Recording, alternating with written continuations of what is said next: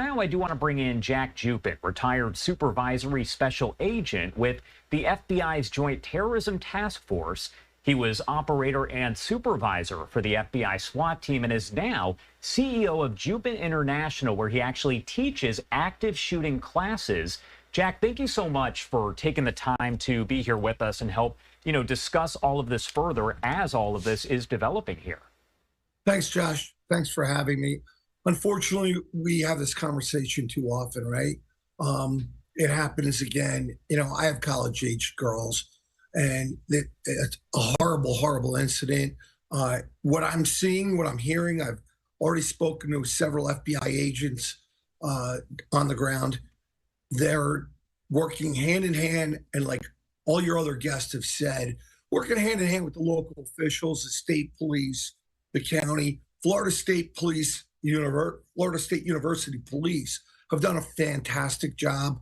The response from what I'm hearing was immediate, responsive, right to the threat situation, and they handled this situation. There is one in custody, to what I understand, and I believe one is deceased. But concerning most is there were two shooters. That is, and I believe one of your other guests had mentioned this, I believe a homicide detective from Washington, D.C. This was a planned event. This wasn't happenstance. It wasn't somebody who got mad at the last minute. This was planned and done with a purpose. I don't know if the targets were planned of who they were looking to hurt. Was it anybody or was it specific? Law enforcement's going to find that out. And we're going to find out a lot more once the investigation continues. And as multiple guests have already said, and I'll reiterate it, they got to slow it down now. The incident is now what we believe is over. And now the investigation really starts. And that's with social media, bank records, phone records, internet records. They're going to look at everything. And we're going to work hand in hand. The FBI will work hand in hand. And as we always like to say, the local guys were the first people there. We're here to help and provide resources. And that's what we do best. And we can give them every resource that local and state law enforcement need. Yeah, and right now there is a lot of information that is overly preliminary, so we're waiting on details. Right now, investigators have not, said anything about the number of shooters. We were just talking about that. That is something that's kind of come through social media, but of course we're working to kind of confirm that. The Associated Press saying right now that a shooter is in custody and that 6 people were taken to a hospital, one of them in critical condition. Again, we're working to kind of piece all of this together, but I did want to ask you overall, the law enforcement response to something like this. How does the FBI respond to a school shooting, a shooting that's happening on a busy college campus? Well, it's a tough situation, and the rules have changed. Obviously, we've all mentioned Columbine. They changed after Columbine. It used to be wait, get 2-3 law enforcement officials, and then go to the crisis site. That no longer exists. If you're the first guy there with the gun, you're going to the crisis site. You're going to find it, and you're going to identify it, and you're going to neutralize the threat. That is what we are trained to do. We work hand in hand with our local, state, county partners and law enforcement all the time on a SWAT team. We train together, we work together, we help each other, we exchange different ideas on tactics on how to handle it. But one rule is in effect. If you're the first guy there, go to the threat. And that's what we're doing. That whether it's an FBI agent that's off duty, but 99% of the time it is the local police, or in this case, Florida State University law enforcement, that were able to get to the threat as well. Unfortunately, the FBI is not always going to be on scene. It's one of those situations that, whoever's there first, you go to the threat and neutralize. And you're taking a look at just some of the live images that we do have right now. We have several different affiliates that are in that area. We also have this traffic camera coming from Florida 511. You can see the road still shut down. there is less of a police presence in this location than we saw earlier, but that's because, of course, they have moved closer to campus as the investigation is underway. Again, we haven't seen any news conference called just yet. I can assume there will be later on today. So once there is, we'll make sure, of course, to bring you that here live and in full. That's what we do. Can you talk a little bit about the FBI's role overall? As you said, local police, responded here. Everyone kind of works together. So explain the role of a federal agency in an investigation like this. Well, an investigation like this, Josh, we're here to help. And I mean that in the truest sense of the word. The FBI will give every resource that we absolutely have, especially our laboratory, our cyber division, our tactical teams, of course, will help them because, believe it or not, even though the crisis might allegedly be over, every building, every dorm, everything has to be cleared. It has to be secured. And we'll give them the resources that they need to do this. We can prosecute. The beauty of this is we can prosecute people locally or federally. And we have jurisdiction, they have jurisdiction. And, we like to go for the biggest bang for the buck of where we can put somebody away that is involved in this type of heinous crime that happened. And we can put them away a lot longer sometimes under federal statutes. But that being said, this individual that is allegedly in custody can be charged with state crimes and federal crimes. And the FBI will give every resource. The United States Attorney's Office will give every resource, and that's what we'll end up doing. And it's going to be long and painstaking. This will not be done in a week. I can promise you that. This is going to be months and months of investigation. A lot of work has to go into this. And talking a little bit more about the response, we had a 511 camera a bit earlier as all of this was developing. And as you can imagine, there were police, law enforcement from different agencies that were there on the scene blocking the roads in very large numbers. So when an agency does get to a scene like this, how do they assess if there is maybe a larger situation, if there is more of an issue there, if there's still a threat on campus? Well, that's a very good question, Josh, because even every student, every faculty member, everybody coming out of there, law enforcement does not know who is the good guys, who are the bad guys.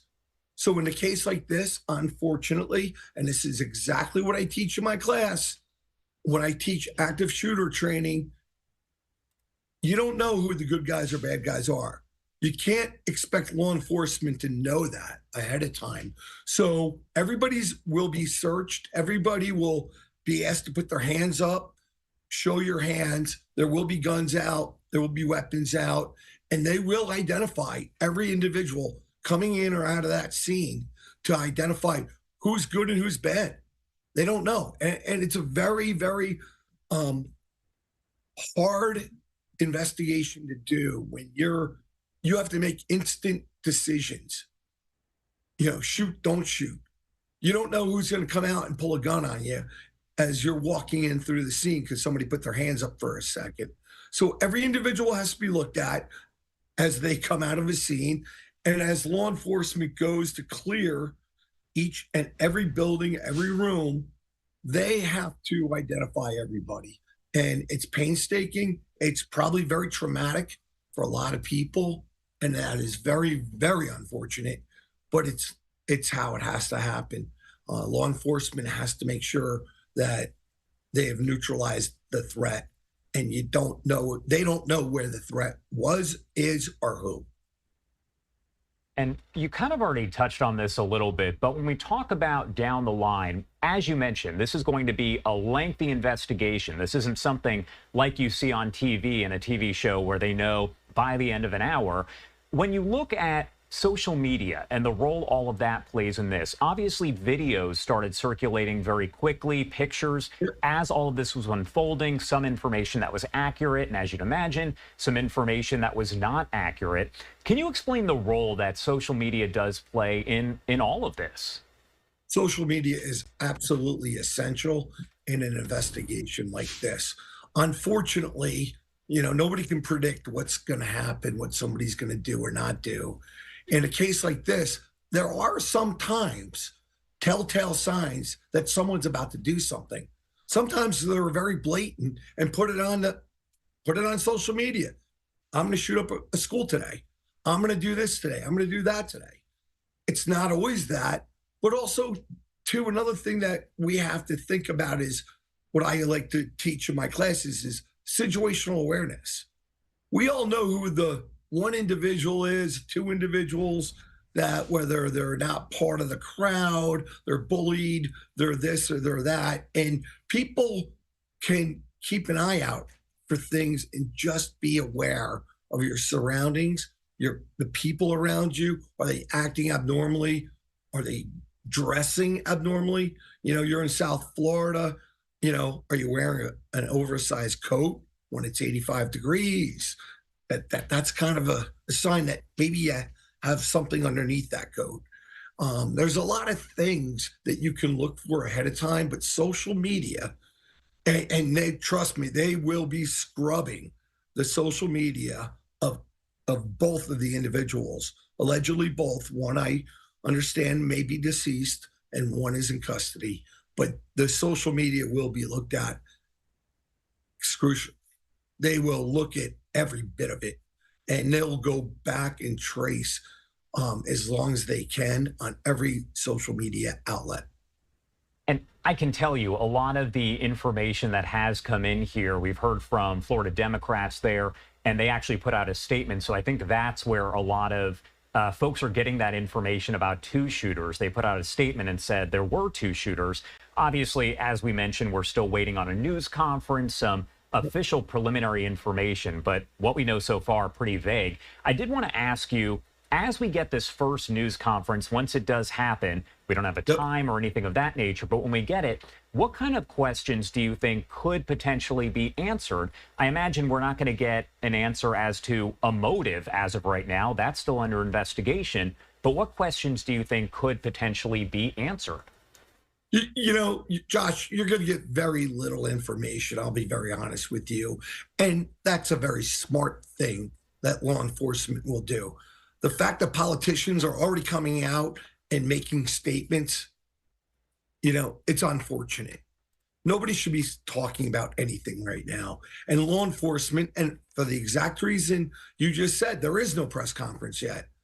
And when there is a press conference, law enforcement will give you what they know, but they will not they're not going to speculate. That's what politicians do. That's not what law enforcement will or should do. And I'm sure they won't.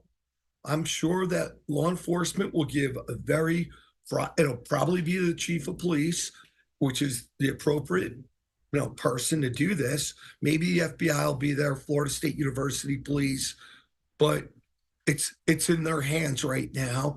They're not going to speculate. They're going to tell you what we know, how many are unfortunately hurt, injured, deceased. They'll tell you that.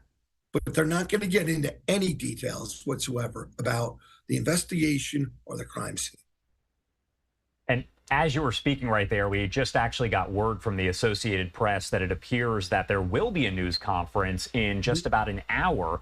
That's set for 4 p.m. Eastern time. That is, of course, preliminary information, so that could change. We've seen these news conferences before where they are called and then they kind of switch up the time. We're, of course, going to carry that in full, commercial-free, all of that once it gets underway. And I want to call your attention to what we're looking at now. This is a live image, one of the few that is remaining because, as you'd imagine, this is an active investigation. So many reporters, photographers, they have been moved from the college campus further and further as this is still an active scene with federal and local officers there.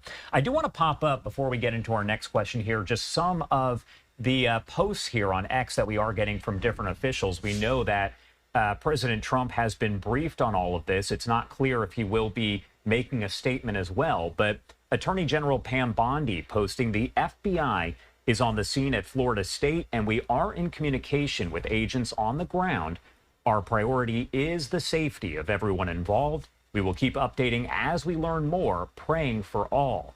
We also heard from Kash Patel, the FBI director, posting, "My team and I have been briefed on the tragic shooting at Florida State, and our FBI Jacksonville team is on the ground assisting.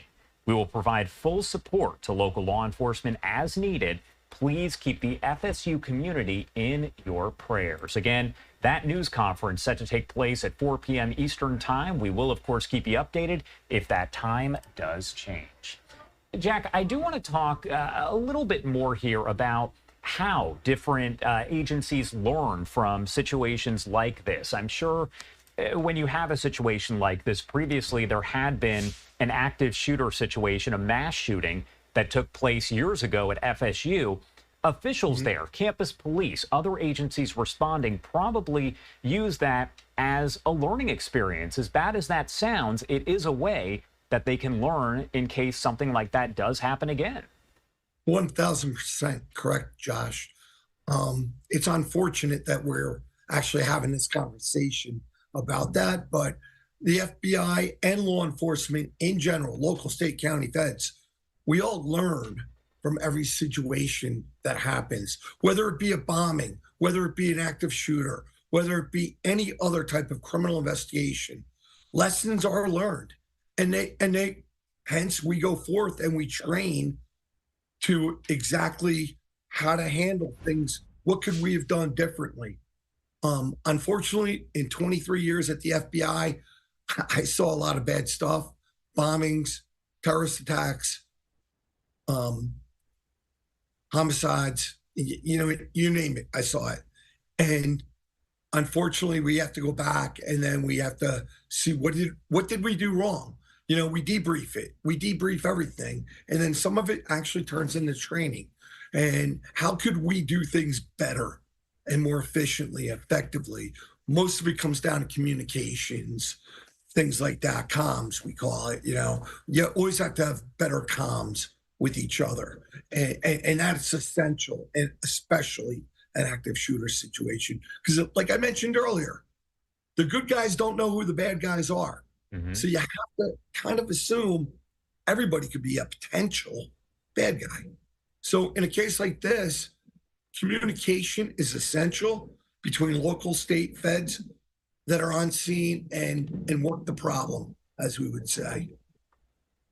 Yeah, and again, we're still awaiting this 4 p.m. Eastern Time news conference. That's when, as you said, we could get a little bit more information. But I mean, we're just about 3 hours removed from the first alert being sent out by FSU. So that leads to, it's early in the investigation. There's not a lot of information. You have to kind of wait to get that. As you can see, students are kind of walking around campus. The last information we got from FSU is that they said this is still a very active scene. They want to make sure that everyone kind of shelters in place still as they work to probe this, to piece all of this together and, make sense of it, if that makes sense. Now, Jack, thank you so much for taking the time to be here with us and discuss all of this a little bit further.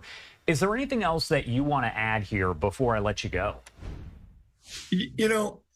Like everybody else is saying, and I believe in the same thing, our prayers go out to the families, to the community. I saw before, you had a pastor on who has a child there at the university. And, it's horrific. It's absolutely horrific that this has happened and continues to happen. Unfortunately, it's the world we live in now. And, law enforcement, I promise you, is doing the best they can to prepare for these types of situations. But unfortunately, we can't always prevent them. And I know that you do teach active shooter training. So, you have obviously the experience with all of this. Thank you so much for joining us here and helping to provide some context on all of that. We appreciate it. Thanks, Josh. I appreciate it. Thanks.